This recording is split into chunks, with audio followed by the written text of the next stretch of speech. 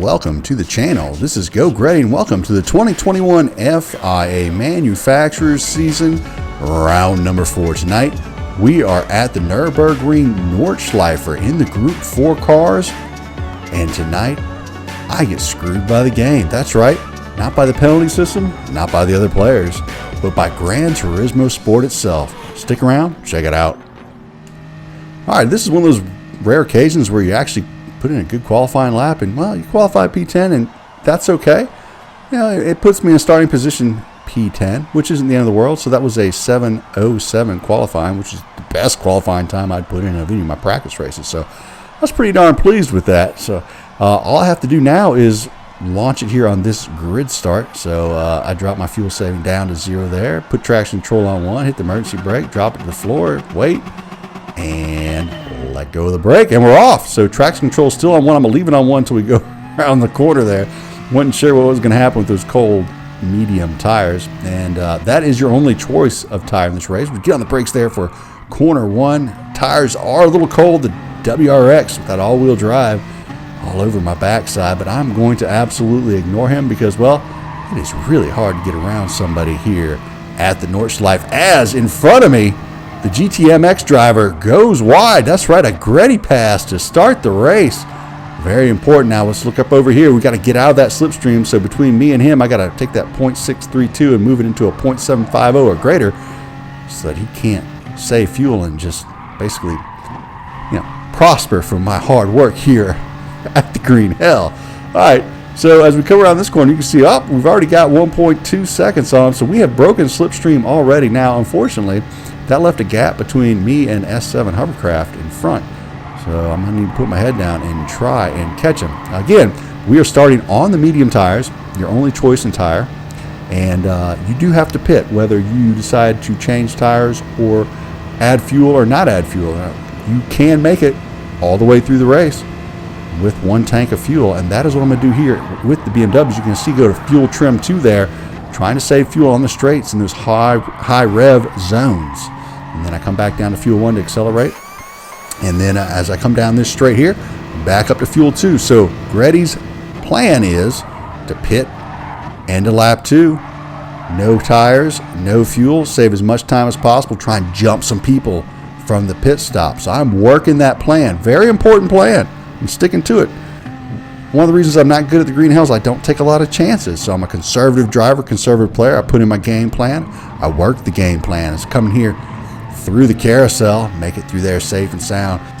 Trying to drive clean and smooth and fast, trying to save fuel, trying to save tires so that I can make my moves at the end of the race.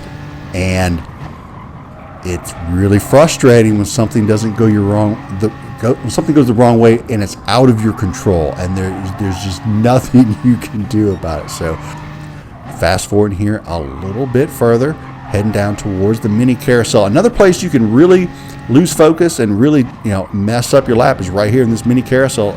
Really easy to spin it out right through there. I take it nicely. Another area here where you can lose your car is right here on this bump on that track. A lot of people can lose it right there. I come off the gas there, get back on it early, head down this final straight towards the end of lap 1. Now as I come down the hill, I'm going to go back into fuel map 2 again, trying to save that fuel because I want to catch up the folks on the latter half of the race when I go for my pit stop. So as you see, the folks going to the pit stop, 68% fuel, 63% fuel. Those are our leaders there, and I've got 65% fuel, so I'm looking pretty good in relation to the other drivers. Now they'll fall back because that's about a 22 plus second pit stop, so they're going to fall behind me. So now I moved up to P7 from P9. Now I know I'm probably not going to stay in P7, but it is possible I could jump a couple of these guys in front of me if they decide to have a long P stop. So you see there again, I was moving fuel map between 2 and 1. Whenever I got high in the rev range on the BMW, I was switching to fuel map 2. The car has a lot of low end torque and low in the RPM. It's not really burning any fuel, so there's really no point in me really going through the fuel map. So here on lap 2, again going through the fuel maps there, I'm on 2. I've got 33% fuel left, exactly what I need to finish the race. So this is perfect. I head into the pits. I say no tires, and I go to stick no fuel. But what the it doesn't let me hit no fuel because I'm below the diamond. So it forces me to take fuel. I can't opt out. Now, if I have pitted on lap 1, it allows you to opt out. What is that? This is crap. It is total crap. The animation to add fuel is like 2.5 seconds plus 7 liters a second. So as you can see, I hit it stop as quick as I could, but I still had to take fuel. So the pit duration was 3 seconds instead of 0 seconds. I should have been like in and out, like stop and go.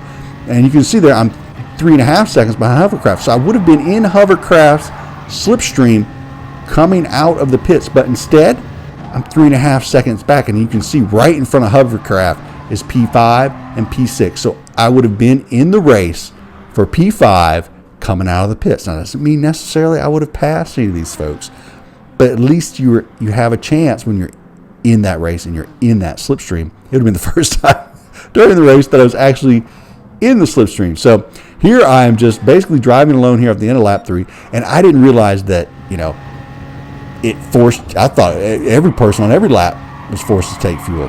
I didn't realize that it was only if you stopped in the second half of the race. So here, hovercraft makes a mistake. I get by him, another Greddy pass, a second Greddy pass, into P7. I'm like, okay, that's cool. And I'm feeling pretty good right here. I've got a 1.3 second lead heading towards the last section of the track. All I got to do is just really not screw up, and I can come home with the P7, not realizing that, shoot, I should have been even further up, because after watching someone else's stream, I realized it let them choose no fuel if you pitted at the end of lap 1. So it only screws you if you pit on lap 2. That's crazy. That is absolutely crazy. So here I make a mistake on the final turn before the long straight. I go in too deep, save the car, don't go in the grass, but that allows hovercraft to get into my slipstream. Now, super smart move here by hovercraft. I'm like, okay, go around me, dude, and then I'll come back around you later. He does not go around me. Instead, he bump drafts me. He bump drafts me. I'm like, crap. He didn't do it. I was like, oh, well. Now, I have plenty of fuel, so I'm not fuel mapping. I'm like, well, maybe he doesn't have enough fuel left. Maybe he's going to stay behind me until the turn. So I'm going to come over here to the right side to protect the inside line on the right-hander at the end of the straight. Well, he comes out of my slipstream, and it is in the 86. He is just cruising on by me. I'm like, goodness, wow. And he bumped me a little bit there. Nothing bad. But I was like, wow, that 86 had some legs.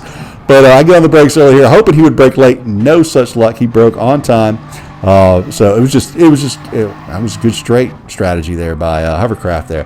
Now I was like, well, I should really had P7, but that's okay. I crossed the line. Or what I really should have had, I should have really had P7 and possibly P6 or P5, but because of the pit glitch, I didn't get it.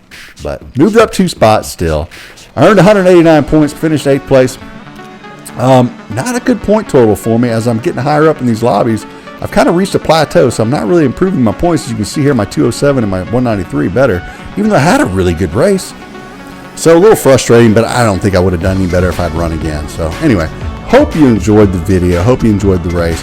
Comment what you think about the pit glitch down below, and come back, check out some more videos. For myself, Geauxgreddy, y'all have a great evening. DJ Clean, take us out of here.